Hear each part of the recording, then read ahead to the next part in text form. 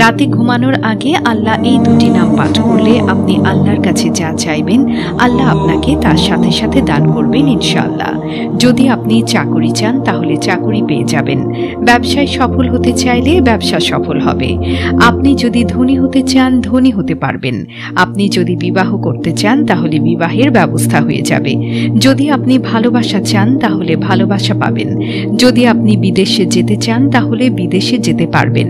আপনি যদি রাতে ঘুমানোর আগে আল্লাহর এই দুটি নাম পাঠ করতে পারেন তাহলে আল্লাহর কাছে যদি আপনি ভালো রেজাল্ট অর্জন করতে চান তবে পরীক্ষায় ভালো ফলাফল পাবেন। আপনি অসুস্থ হলে যদি আপনি সুস্থতা চান তবে সুস্থতা আপনি অর্জন করতে পারবেন ইনশাআল্লাহ। আপনি যদি গুনাহ মাফের জন্য দোয়া করেন তবে গুনাহ মাফ হয়ে যাবে। আল্লাহর এই দুটি নাম এত ফজিলতপূর্ণ, এত গুরুত্বপূর্ণ, এত পাওয়ারফুল যে এই দুটি গুণবাচক নাম রাতে ঘুমানোর আগে পাঠ করে ঘুমালে আল্লাহ তাআলার রহমতে আপনি সুস্থতা লাভ করতে পারবেন ইনশাআল্লাহ। এক কথায় দুনিয়াতে আপনার চলতে ফিরতে উঠতে বসতে যাই দরকার বর্তমানে তাই আল্লাহ তাআলা আপনাকে দান করবেন ইনশাআল্লাহ। আপনার দোয়া আল্লাহ তাআলা বিদ্যুৎ গতিতে কবুল করবেন ইনশাআল্লাহ। সাথে সাথে আপনি ফলাফল পেয়ে যাবেন ইনশাআল্লাহ। আল্লাহর এই দুটি নাম পাঠের উসিলায় ইনশাআল্লাহ আপনার যাবতীয় মনের নেক আশাগুলো পূরণ হবে। বন্ধুরা, ভিডিওটি শুরু করার আগে একটু প্রার্থনা করি। হে আল্লাহ, আমাদের সকল প্রকার গুনাহ থেকে রক্ষা করুন। যারা যারা গুনাহ থেকে রক্ষা পেতে চান সকলেই কমেন্টে লিখুন আমিন। প্রিয় দর্শক, আল্লাহর এই দুটি নামের আমল অত্যন্ত কার্যকরী, তাই আপনারা অবশ্যই এই দুটি নামের জিকির রাতে ঘুমানোর পূর্বে করতে ভুলবেন না। এই ক্ষেত্রে একটি ঘটনার ব্যাপারে জনশ্রুতি আছে যে এক মূর্তি পূজন সনাম সনাম সনাম এটি বলে বহু বছরের মতো ডাকছিল, কারণ তার মূর্তির নাম ছিল সনাম। তো সেই ব্যক্তি অনেক বছর ধরে সে মূর্তি পূজা করত এবং সে সনামকে সনাম বলেই ডাকে, কিন্তু তার মূর্তি দেবতা কোনোদিনও তার ডাকে সাড়া দিল না, তাকে সাহায্য করল না। হঠাৎ মুখ থেকে সনামের পরিবর্তে সমাদ শব্দটি বের হয়ে গিয়েছিল।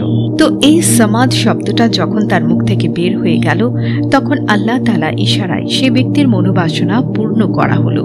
সে যখন বুঝতে পারল তার মনের বাসনা পূরণ হয়েছে তখন সে হতভম্ব, বিস্মিত, অবাক হয়ে গেল আর আফসোস করতে লাগলো, হায়, আজকে এত বছর এই মূর্তিকে সনাম সনাম বলে ডাকলাম কিন্তু আমার আশা পূরণ হয়নি।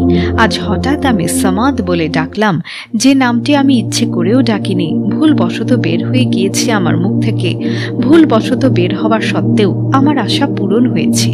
তাহলে নিশ্চয়ই এই নামের কোনো মাহাত্ম্য আছে।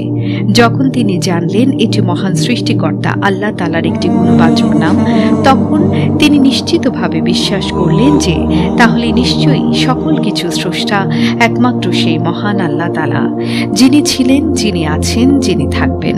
সুতরাং এই মূর্তি পূজা করলে আমার তো কোনো লাভ হবে না, আমাকে আল্লাহর নামেই ডাকতে হবে এবং আমাকে ইসলাম কবুল করতে হবে। অতঃপর সেই ব্যক্তি ইসলামে ফিরে এসেছিল। সুবহানাল্লাহ। আল্লাহ কখন কাকে কিভাবে হেদায়েত দান করেন তা আল্লাহ তাআলাই একমাত্র ভালো জানেন। সুতরাং এই ঘটনাটি দ্বারা আমরা বুঝতে পারলাম আমরা যদি আল্লাহ তাআলাকে ডাকতে পারি আল্লাহর নাম ধরে তবে আল্লাহ তাআলা আমাদেরকে সাহায্য করবেন, সহযোগিতা করবেন ইনশাআল্লাহ। দর্শক, আল্লাহ পাক রব্বুল আলামিনের ৯৯টি নাম রয়েছে। আপনার যেটা ভালো লাগে সেটাই আপনারা পড়তে পারবেন। আল্লাহ তাআলা নির্দিষ্ট করে কোনো নামের জিকির নির্ধারণ করে দেননি যে আপনি এই নামটি পড়তে পারবেন এবং এই নামটি পড়তে পারবেন না, এরকমটা নয়। বরং পবিত্র কুরআনে সূরা আরাফে আল্লাহ তাআলা পরিষ্কার করে দিয়েছেন, হে বান্দা, আমার ৯৯টা সুন্দর সুন্দর নাম রয়েছে, যেটা তোমার পছন্দ হয় সেটা ধরেই আমাকে ডাকো। আপনারা যদি ইয়া রহমানু এটি পড়তে ভালো লাগে আপনি তাহলে ইয়া রহমানু এটি পড়বেন। আপনার যদি ইয়া গাফফারু পড়তে ভালো লাগে আপনি এটা পড়বেন। আপনার যদি ওয়াহাবু পড়তে ভালো লাগে আপনি তাহলে সেটা পাঠ করবেন। যেটা আপনার কাছে ভালো লাগবে, সহজ মনে হবে সেটাই আপনি পড়বেন। তো প্রিয় দর্শক, আল্লাহ তাআলার যে নামটা রাতে পাঠ করলে আপনার আশা আকাঙ্ক্ষা পূরণ হয়ে যাবে